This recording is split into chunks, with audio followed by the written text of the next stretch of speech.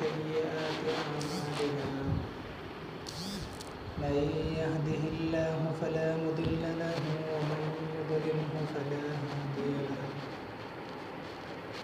ونشهد أن لا إله إلا الله وحده لا شريك له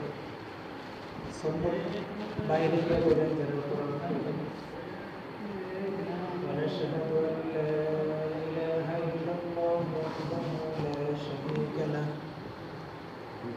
ونشهد أن سيدنا وسندنا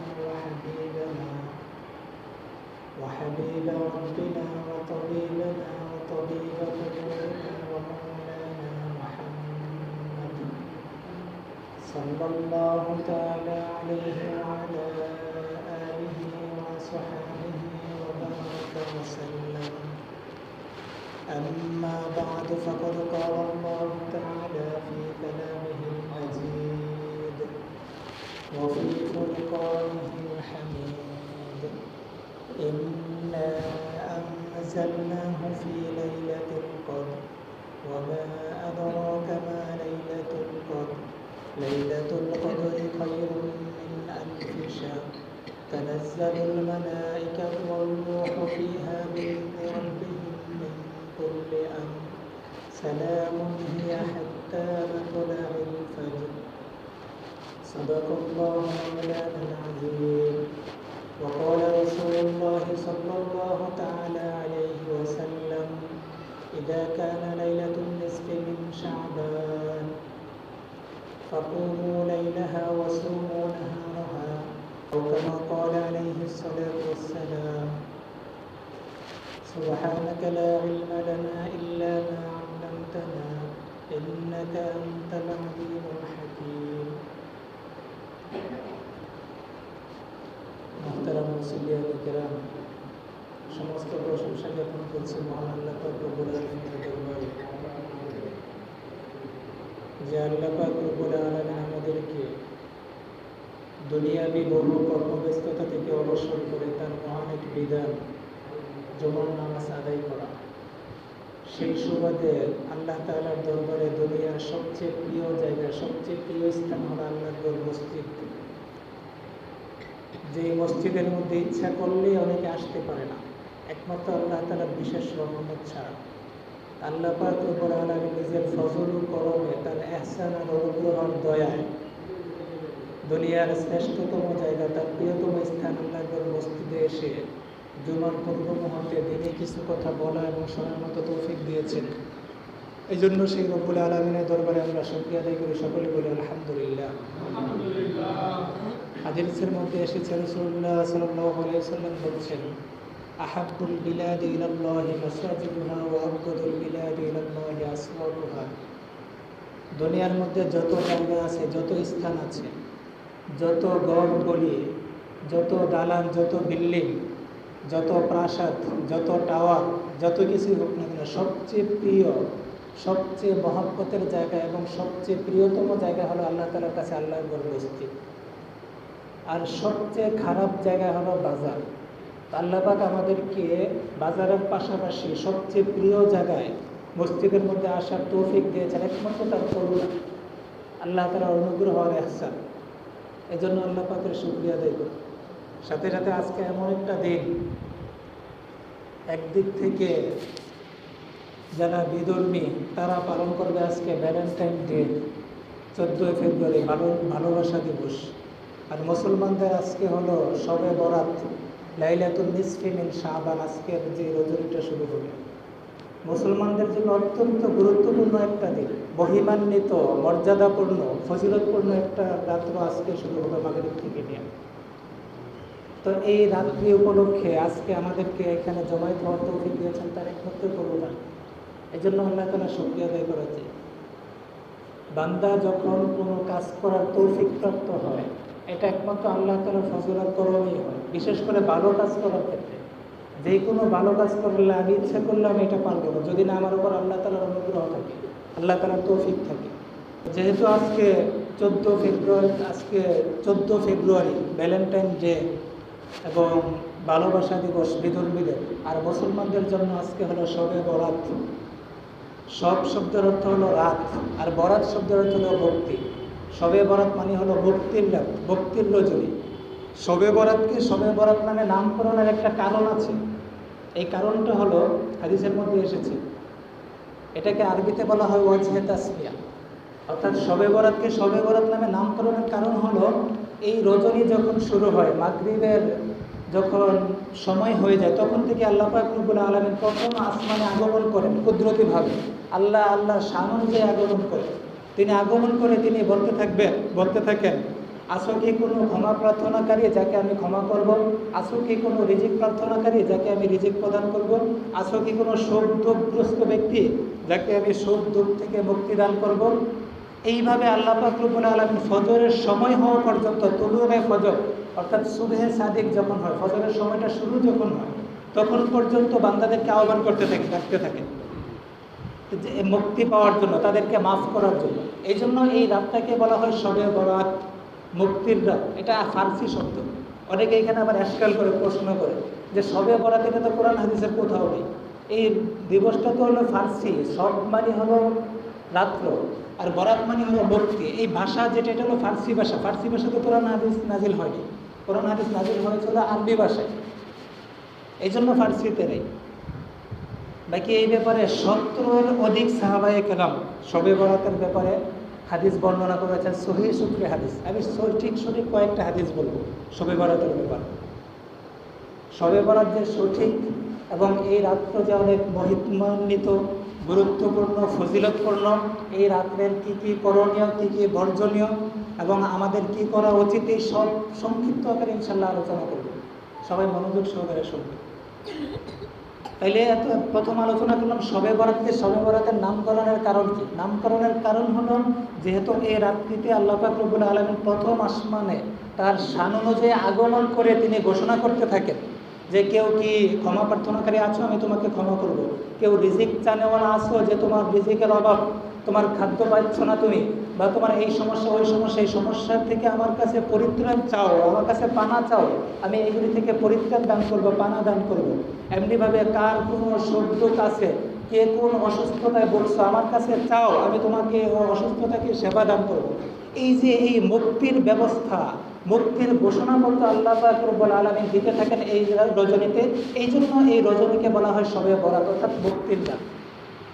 আমরা এতক্ষণ বুঝলাম যে শবে বরাতকে শবে বরাতের নামকরণের কারণ। এখন আমরা জানবো শবে বরাতের মধ্যে আমাদের কি করতে হবে, আমাদের করণীয় কি। শবে বরাত উপলক্ষে আমাদের করণীয় কি। আমাদের সমাজে দেখা যায় শবে বরাত যখন আসে, আমরা বাড়িতে বাড়িতে হালুয়া, রুটি, মিষ্টান্ন এগুলির আয়োজন করি এবং অনেকে মসজিদকে অতিরিক্ত সাজসজ্জা করি মসজিদের মধ্যে। এগুলি শরীয়তে নাই। কে কোন সময় চালু করছে, এইভাবে চালু হয়ে গেছে। শবে বরাত মানে হলো ইবাদতের রজনী, এটা হলো আমলের রজনী। নিজেকে গঠন করা, আল্লাহর কাছে মাপ চাওয়া, আল্লাহর কাছে চাওয়া, আমার যত প্রয়োজনাদি আছে, আমার যা কিছু আছে সব একান্তে, নিবৃত্তে, নীরবে, এক সাইডে বসে, এক কোণার মধ্যে বসে নীরবে আল্লাহ তাআলার কাছে চাওয়া। এই রাত্র হলো শবে বরাতের রাত। হাদিসের মধ্যে আসছে, রাসূলুল্লাহ সাল্লাল্লাহু আলাইহি ওয়াসাল্লাম বলছেন, ইযা কানা লাইলাতুন নিসফি মিন শাবান ফাকুমু লাইলাহা ওয়া সুমু নাহারাহা। ইবনে মাজাহ শরীফের মধ্যে আসছে, বাইহাকী শরীফের মধ্যে হাদিসটা আসছে। রাসূলুল্লাহ সাল্লাল্লাহু আলাইহি ওয়াসাল্লাম বলছেন, যখন শবে বরাতের রজনী আগমন ঘটে, যখন শবে বরাতের রজনী আসে, তখন তোমরা ওই রাত্রিতে তোমরা রাত জাগরণ করো। বিষয়টা বুঝবেন। আল্লাহ তাআলা রাসূলুল্লাহ সাল্লাল্লাহু আলাইহি ওয়াসাল্লাম বলছেন, ফাকুমু, কুমু মানে রাত্র জাগরণ করো, রাত্রে দাঁড়িয়ে থাকো, অর্থাৎ রাত্র জাগরণ করো। এটা আমরের সিগা, আরবিতে বলা হয় আমরের সিগা, মানে আদেশ সূচক শব্দ। তাইলে রাত জাগরণ মানে কি? এখানে শুধু নামাজ পড়তে বলেনি। রাসূলুল্লাহ সাল্লাল্লাহু আলাইহি ওয়াসাল্লাম বলছেন, শবে বরাতের রজনীতে আসলে তোমরা রাত জাগরণ করো। রাত জাগরণ তো শুধু নামাজ না, হ্যাঁ নামাজ হলো সর্বোত্তম ইবাদত নফল নামাজের মধ্যে, এটা অবশ্যই পড়ব।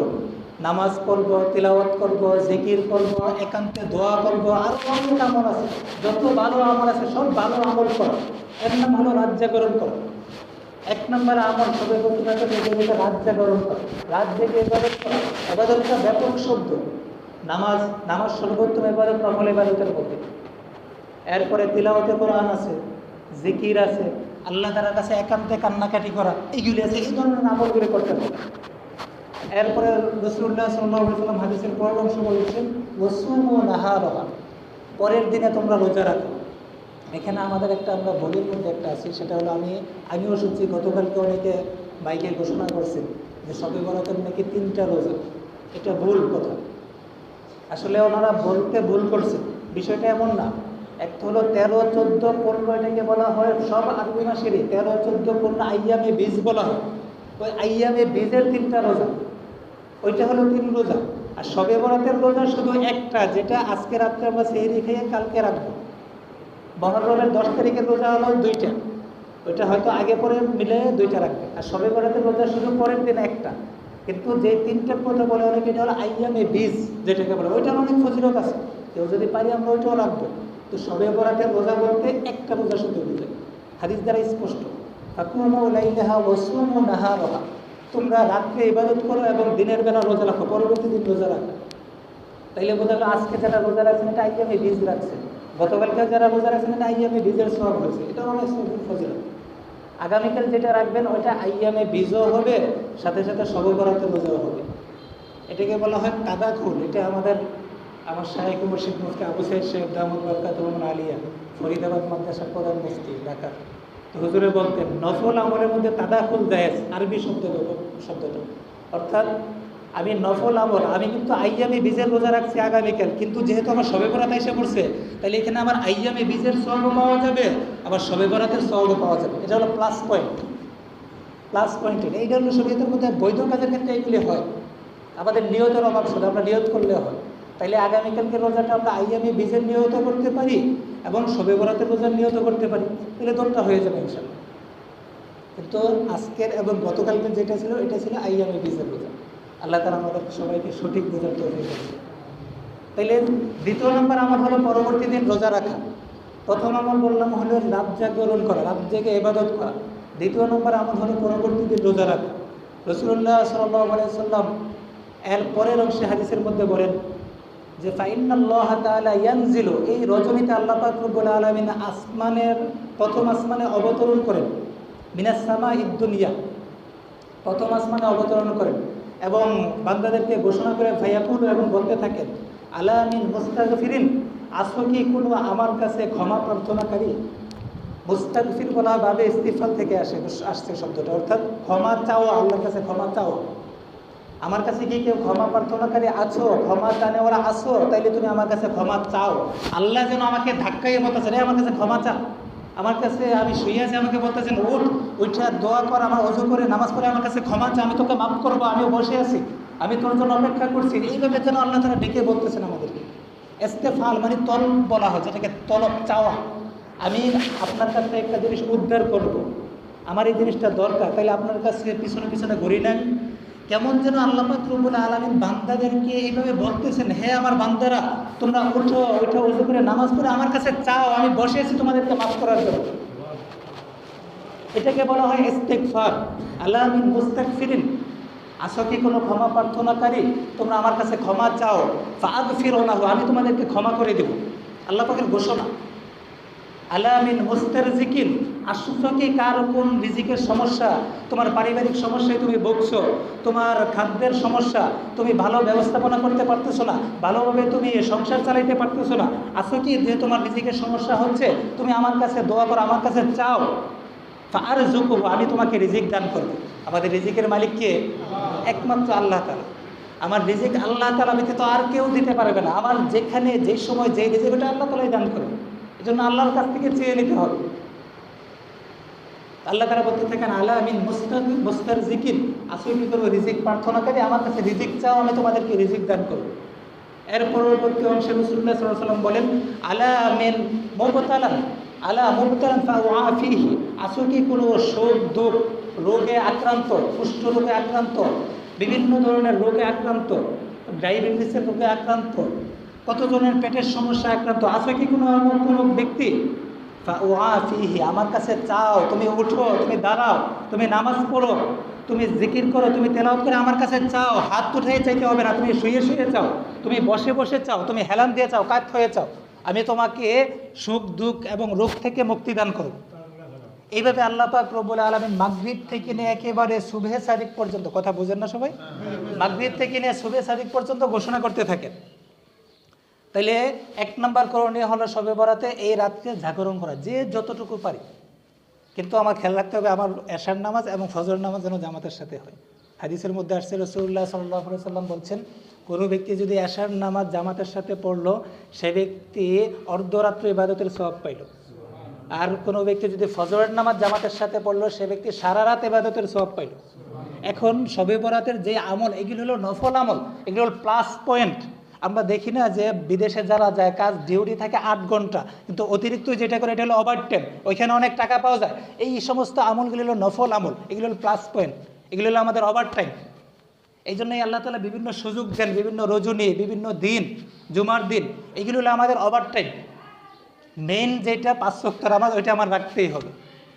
আমার যেন এমন যেন না হয় যে শবে বরাতের রজনীতে আমলের অনেক সওয়াবের কথা শুনে আমার ফজর ছুটে যায়। এশার পড়ছি, পরে ফজরের পর্যন্ত আগ পর্যন্ত আমি ইবাদত করলাম, কিন্তু ফজর নামাজের সময় আমি ঘুমাই রইলাম, তাইলে কিন্তু আমার সব গেল। এই জন্য ফজর ঠিক রেখে আমরা যতটুকু ইবাদত করতে পারি, হ্যাঁ সারা রাত্র বললে সারা রাত করবেন। শহরের মধ্যে সারা রাত মানুষ ইবাদত করতে থাকে, সারা শহরের মধ্যে সব সময় সারা রাত লাইট জ্বালানো থাকে, সব সময় মানুষ ইবাদত করতে থাকে। এই মাদ্রাসাগুলিতে, শহর বলেন গ্রামের মাদ্রাসাগুলিতে সারা রাত ইবাদত চলতে থাকে শবে বরাত উপলক্ষে। এটা অনেক বড় একটা সুযোগ। আরেক হাদিসের মধ্যে আছে রাসূলুল্লাহ সাল্লাল্লাহু আলাইহি সাল্লাম বলছেন, যখন লাইলাতুল নিসফ আসে শাবান মাসের, যখন শাবান মাসের 15তম রজনী যখন আসে, তখন আল্লাহ পাক রব্বুল আলামিন প্রথম আসমানে এসে তিনি প্রত্যেককে ক্ষমার ঘোষণা করতে থাকেন। কি পরিমাণ মানুষকে ক্ষমা করেন আল্লাহ তাআলা, হাদিসের মধ্যে আসছে, ইবনে মাজাহ এবং তিরমিজির মধ্যে আসছে। আল্লাহ পাক রব্বুল আলামিন আরবের একটা প্রসিদ্ধ গোত্র বনু কলব গোত্র, কলব গোত্র, তারা অনেক ছাগল চড়াইতো ওই সময়। ওই ছাগলের অনেক ছাগল ছিল। রাসূলুল্লাহ সাল্লাল্লাহু আলাইহি সাল্লাম বলেন যে বনু কলব গোত্রের যেই পরিমাণ ছাগল আছে, তাদের ছাগলগুলির যেই পরিমাণ পশম, এই পশমের চেয়ে বেশি সংখ্যক লোককে আল্লাহ তাআলা এই রজনীতে ক্ষমা করে দেন, এই শবে বরাতের রজনীতে। বনু কলব গোত্রর যারা যে ছাগল চড়ায়, বকরি চড়ায়, ওই বকরির যেই পশম, তার চেয়ে বেশি সংখ্যক লোককে আল্লাহ তাআলা এই রজনীতে ক্ষমা করে দেন, কেবল 2 শ্রেণীর লোক ছাড়া। 2 শ্রেণীর লোককে আল্লাহ তাআলা ক্ষমা করেন না এই রাত্রে। 1 নম্বর হলো ইল্লা লিল মুশরিক, যে মুশরিক আল্লাহ তাআলার সাথে শরীক করে, সে আল্লাহকে আল্লাহর ইবাদত করে, আবার ওই দিক দিয়ে অন্য জায়গায় গিয়ে কবরের পূজা করে, অন্য বাবার পূজা করে, তাকে ইবাদত। হ্যাঁ, এক তো হলো মুর্শিদ মানা, পীর মানা এক জিনিস, পীর মানা এক জিনিস, তাকে প্রভু মানা আরেক জিনিস। এটা বিষয়টা বুঝবেন আপনারা। আমি একজনকে পীর মানলাম, হ্যাঁ আলহামদুলিল্লাহ আমারও পীর আছে, আমারও পীর আছে, আলেমদেরও পীর আছে, তারাও পীর মানে। পীর মানা এক জিনিস, বাবা মানা এক জিনিস, কিন্তু তাকে মুর্শিদ, তাকে প্রভু মানা আরেক জিনিস। আমি তাকে প্রভু না, আল্লাহ সে আমাকে সন্তান দেয়, সে আমার রিজিক দেয়, এটা মনে করা, এটা হলো প্রভু মানা। তাকে সাজদা করা, তাকে কদমবুসি করা, এগুলো হলো প্রভু মানা। 2 শ্রেণীর লোককে আল্লাহ তাআলা এই রজনীতে মাফ করবেন না। 1 নম্বর হলো যে মুশরিক, আল্লাহর সাথে শরীক করে, তাকে মাফ করবেন না। দ্বিতীয় পর্যায়ে হলো আও মুশাহিদ, হিংসা পোষণকারী, বিদ্বেষ পোষণকারী, যে ব্যক্তি মানুষের প্রতি হিংসা করে, মানুষকে বিদ্বেষ করে, বিদ্বেষ পোষণ রাখে, মানুষের প্রতি তার অন্তরে খুব বিদ্বেষ, এটা হলো অন্তরের বিষয়, অন্তরের রোগ। হিংসা এগুলো অন্তরের রোগ। বিদ্বেষ এগুলি মনে মনে তার ব্যাপারে খুব খারাপ ধারণা, সে মনে মনে কল্পনা করতে থাকে, এই তো সে তো ভালো না, সে তো খারাপ লোক, এইভাবে বলতে থাকে। এই মনে মনে যে বলতেন, আপনি মনে মনে কিন্তু জ্বলে পড়ে একবারে শেষ হয়ে যাচ্ছেন, তার কিন্তু কিছুই হইতেছে না, কিছু হবে না তার, কারণ আপনি তো হিংসুক। রাসূলুল্লাহ সাল্লাল্লাহু আলাইহি সাল্লাম বলেন, এই 2 শ্রেণীর লোক ছাড়া সবাইকে আল্লাহ পাক রব্বুল আলামিন মাফ করে দেবেন এই রজনীতে। আমাদের কারো অন্তরে যেন কারোর প্রতি কোনো বিদ্বেষ না থাকে, বিদ্বেষ রাখবেন, এটা খুব খারাপ জিনিস। হিংসা, বিদ্বেষ, অহংকার, এগুলো খুব খারাপ জিনিস। কারো ব্যাপারে আপনার দৃষ্টিতে মনে পড়ছে ছেলেটা খারাপ, আমার ব্যাপারেও হইতে পারে, যদি মনে পড়ে করেন যে আমি খারাপ, হ্যাঁ আপনি আমাকে বলবেন, ওনার ব্যাপার হইতে পারে, ওনাকে বলবেন যে ভাই আপনার এই বিষয়টা আমার খারাপ লাগছে। মুসলমানের কাজ হলো এটা। হাদিসে আসছে আল মুমিনু কিররুন কারীমুন ওয়াল ফাজিরু খব্বুন লাইমুন। মুসলমানদের গুণ হলো, মুসলমান হলো সরল মনা হয়, মুসলমানের ভিতরে যত প্যাঁচ গোছে সব প্রকাশ করে না, অন্য মুসলমানের একটা দোষ দেখলে সেটা প্রকাশ করে দেয়, এটা হলো মুসলমানের গুণ না। আপনি আপনার একটা ভাইয়ের দোষ দেখছেন, আপনার পড়শির একটা দোষ দেখছেন, এটা আরেকজনের কাছে গিয়ে সমালোচনা করলেন, তাহলে আপনি তার হিতাকাঙ্ক্ষী হলেন না, আপনি বিদ্বেষ পোষণকারী হলেন, তাহলে আপনার মাপ নাই আজকে। এই 2 শ্রেণীর লোক ব্যতীত আল্লাহ পাক সবাইকে মাফ করে দেবে। তাইলে দ্বিতীয় আমলটা আমরা বললাম যে, প্রথম আমল বলছি হলো এই রাতে রাত জেগে ইবাদত করা, দ্বিতীয় আমল হলো পরের দিন রোজা রাখা, তৃতীয় আমল হলো যেটা হাদিস দ্বারা প্রমাণিত, তৃতীয় আমল হলো এই রাতে বেশি বেশি আল্লাহ তাআলার কাছে চাওয়া। আল্লাহর কাছে ক্ষমা প্রার্থনা করা, আল্লাহর কাছে চাওয়া। আমাদের যত চাওয়া আছে, ব্যক্তিগত জীবন বলি, পারিবারিক জীবন বলি, সামাজিক জীবন বলি, রাষ্ট্রীয় জীবন বলি, রাষ্ট্রীয় পর্যায়ে অনেক কিছু চাওয়ার আছে, ব্যক্তিগত পর্যায়ে অনেক কিছু চাওয়া আছে, পারিবারিক পর্যায়ে অনেক কিছু চাওয়া আছে। সব কিছু আমি আল্লাহ তাআলার কাছে চাব। তৃতীয় আমল হলো এই রাতে আল্লাহ তাআলার কাছে চাওয়া। চতুর্থ আমল, এটাও হাদিস দ্বারা প্রমাণিত। রাসূলুল্লাহ সাল্লাল্লাহু আলাইহি সাল্লাম একদিন আম্মাজান আয়েশার ঘরে গিয়েছেন, তার পালা ছিল ওই দিন। আম্মাজান আয়েশার ঘরে যখন গিয়েছেন, আম্মাজান আয়েশা থেকে হাদিস বর্ণিত, তিনি বলেন রাসূলুল্লাহ সাল্লাল্লাহু আলাইহি সাল্লাম আমার ঘরে আসছেন, আসার পরে তিনি কাপড়ও খুলছেন, শোবেন। এমন মুহূর্তে না শুয়েই আবার কাপড় পরিধান করছেন, কাপড় পরে তিনি ঘর থেকে বের হয়ে গেছেন।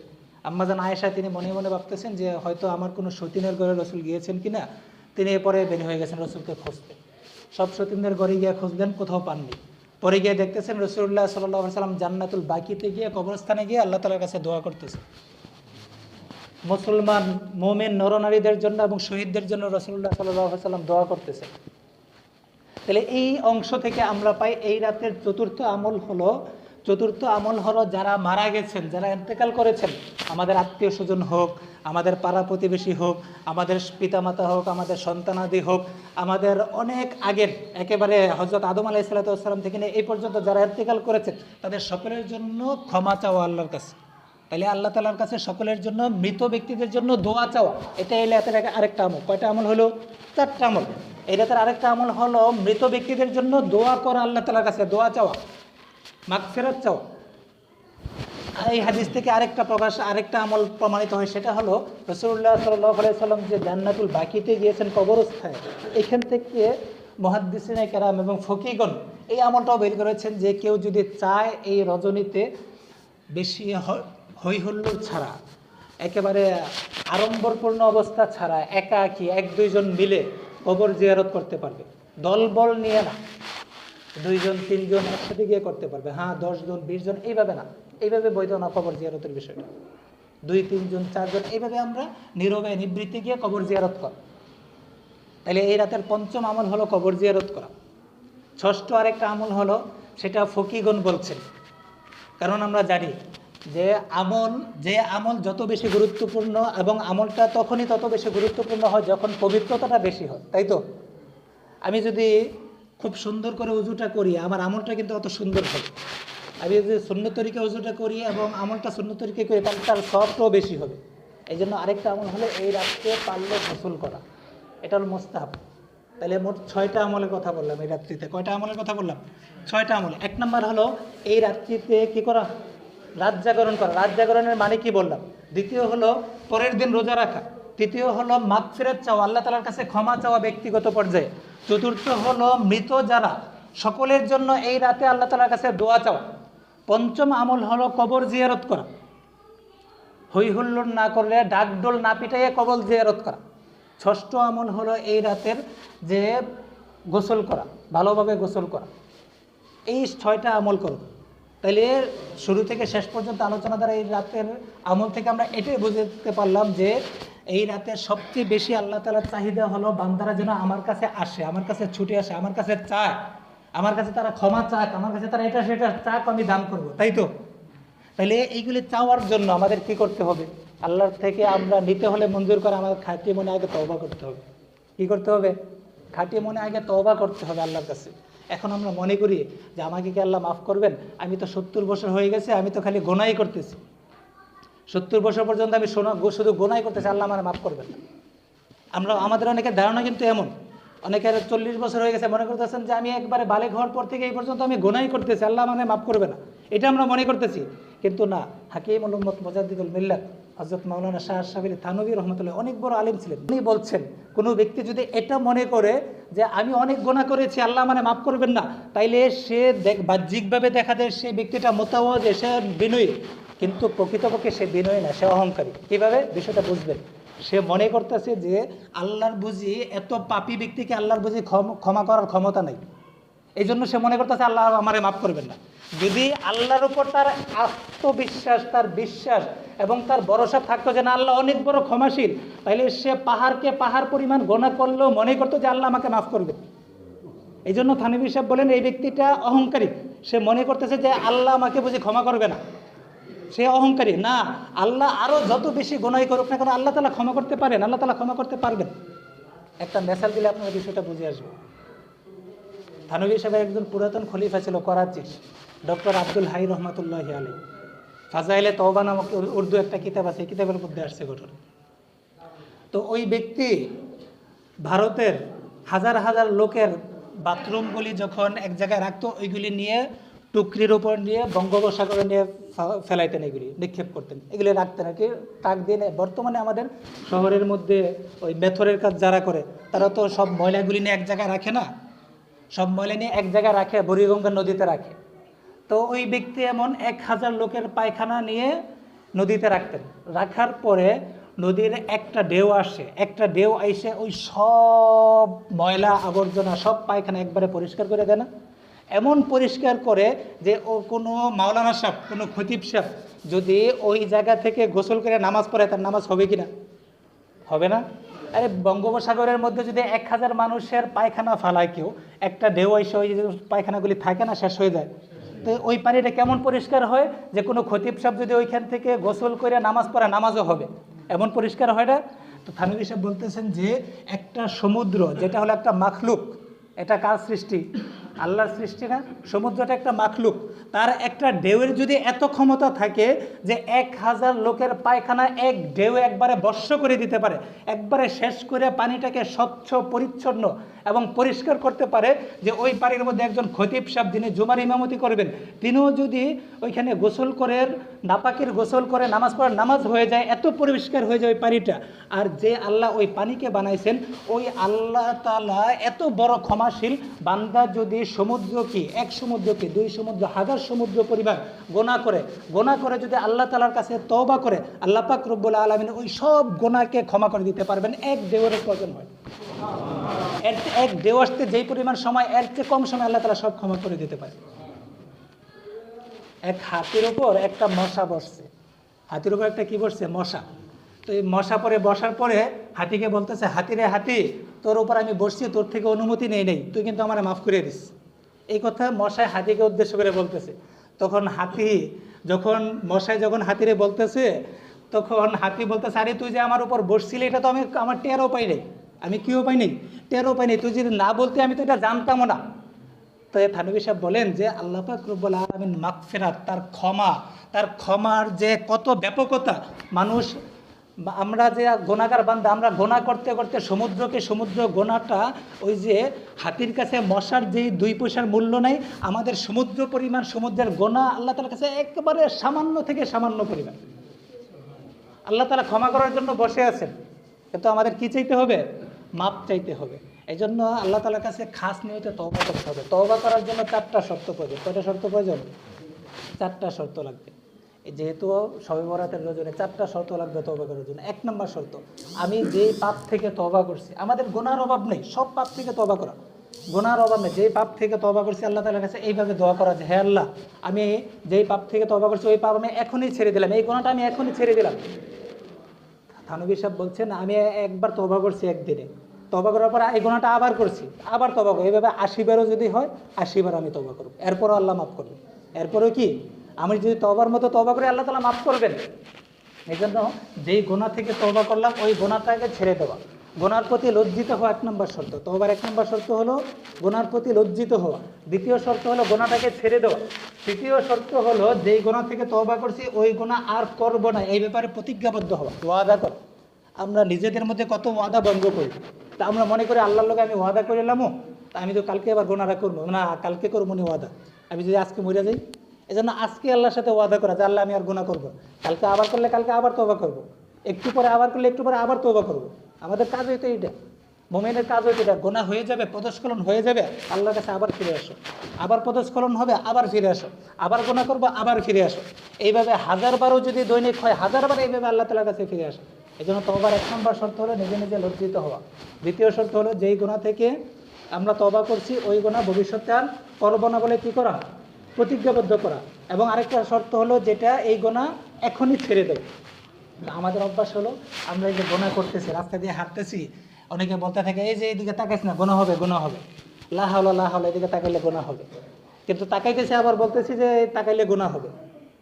থানভী সাহেব বলেন যে এই ব্যক্তির উপর ওই লাহাওলা, সে নিজে লাহাওলা পড়তে থাকে, অর্থাৎ সে বলতেছে তাকাইলে গোনা হবে কিন্তু সে তাকাইতেছে, এমন যেন না হয়।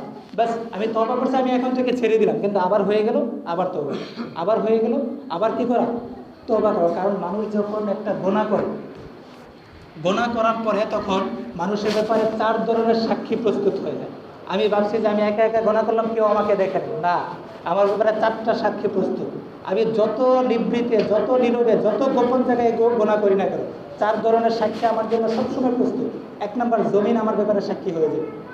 জমিন, আল্লাহ পাক রব্বুল আলামিন পবিত্র কোরআন কারীমের মধ্যে বলেন, ইয়াউমাইদিন তুহাদ্দিসু আখবারহা, কিয়ামতের দিন জমিন তার সব খবর সে বলবে, জমিন সাক্ষী হবে। সময় কম, অল্প সময় বলতেছি। 2 নম্বর সাক্ষী হলো অঙ্গ প্রত্যঙ্গ আমাদের বিরুদ্ধে সাক্ষী দেবে কিয়ামতের দিন। আল ইয়াউমা নাখতিমু আলা আফওয়াহিহিম ওয়া তুকাল্লিমুনা আইদিহিম ওয়া তাশহাদু আরজুলুহুম বিমা কানু ইয়াকসিবুন। আমি যেই অঙ্গ প্রত্যঙ্গ দিয়ে গোনা করেছি, হাত দিয়ে গোনা করছি, হাত দিয়ে অন্যকে অন্যায়ভাবে প্রহার করেছি, আমি মুখ দিয়ে অন্যকে অন্যায়ভাবে গালাগাল করেছি, আমি কান দিয়ে গান শ্রবণ করেছি, আমি পা দিয়ে আমি হেঁটে সিনেমা হলে গিয়েছি, এই মুখের মধ্যে তালা মারাই দেওয়া হবে। অঙ্গ প্রত্যঙ্গ আল্লাহ তাআলার দরবারে কিয়ামতের দিন সাক্ষী দেবে। তাহলে গোনাহের ব্যাপারে 2 নম্বর সাক্ষী হলো অঙ্গ প্রত্যঙ্গ। 3 নম্বর সাক্ষী হলো কিরামান কাতিবিন, 2 কাদের 2 ফেরেশতা আমাদের ব্যাপারে সাক্ষী দেবে। 4 নম্বর সাক্ষী হলো আমলনামা। আমলনামা যখন প্রকাশ পাবে, তখন যদি ব্যক্তিটা ভালো হয় তাহলে তার ডান হাতে আমলনামাটা দেওয়া হবে, আর ব্যক্তিটা যদি গুনাহগার হয়, পাপিষ্ঠ হয়, তখন তার ঘাটটাকে মটকাইয়া পিছনের দিকে দেওয়া হবে এবং বাম হাতটাকে বুকের ভিতর দিয়ে ঢুকাইয়া ওই দিক দিয়ে বার করে দেওয়া হবে। দেওয়ার পরে বলবে, হাতি ইকরা ও কিতাবিয়া, দেখ তুই তোরা আমলনামা করে দেখ কী করছো। ঘাটটাকে মটকাইয়া এবং বাম হাতটাকে বুকের দিকে ঢুকে ওই দিক দিয়ে বের করে দেওয়া হবে। বলা হবে, হাতি ইকরা ও কিতাবিয়া, নে তুই তোর আমলনামা নে, দেখ তুই কী করেছিস। এই 4 সাক্ষী আমাদের সবসময় প্রস্তুত আছে। সবসময় আমি যেখানে, যে অবস্থায়, যে পরিবেশনে, যে পরিস্থিতিতে, যে জায়গায় গোনা করি না কেন, 4 সাক্ষী সবসময় আমাদের জন্য প্রস্তুত। এই জন্য সবসময় আমরা এই সমস্ত বিষয়গুলি জেহানে রাখা চাই। আল্লাহ পাক রব্বুল আলামিন আমাদের সবাইকে এই রাত্রকে বেশি বেশি ইবাদত বন্দেগীর মধ্যে কাটানোর তৌফিক দান করুন। একটা এলান শুনি। আগামী বুধবার আমাদের দরিদ্র উলামায়ে কেরামের সংগঠন আল-কাদ ইসলামী আদর্শ ছাত্র সংগঠনের উদ্যোগে মাহফিল অনুষ্ঠিত হবে। মাহফিলের মধ্যে প্রধান বক্তা হিসেবে থাকবেন হাফিজুর রহমান সিদ্দিকী সাহেব। এই জন্য আমরা সবাই স্বতঃস্ফূর্তভাবে অংশগ্রহণ করব। আরেকটা অংশ, আপনারা সবাই জানেন, আমাদের বাড়িতে আমার আব্বা কিছু মাদ্রাসার জন্য জায়গা দিয়ে গেছে, 12% জায়গা। তো আলহামদুলিল্লাহ আব্বা জীবিত থাকতে মাদ্রাসা চালু করেছি, এখন ওইখানে মাদ্রাসা চলতেছে। রমজান থেকে, পহেলা রমজান থেকে যারা বয়স্কা মহিলা মা বোন যারা আছেন, তারা সবাই এখানে আপনারা পড়তে পারবেন। প্রথম রমজান থেকে 25 রমজান পর্যন্ত বয়স্কা মহিলাদের একটা কোর্স হবে, বিশেষ করে নামাজ, ওযু, প্রয়োজনীয় সূরাগুলি শেখানো হবে। আর ছেলে যারা আছে তারা 10 বছরের নিচে যারা ছেলে তারা পড়তে পারবে, মেয়ে যে কোনো বয়সেরই পড়তে পারবে। এই বিষয়টা আপনারা মাথায় রাখেন। এখনও ক্লাস চলতেছে, এইভাবে চলবে। আল্লাহ পাক রব্বুল আলামিন আমাদের সবাইকে যে কথাগুলো বললাম বোঝা এবং আমল করার তৌফিক দান করুন। আলহামদুলিল্লাহি রাব্বিল আলামিন। আমরা যারা সুন্নাত পড়িনি, যারা সুন্নাত পড়িনি।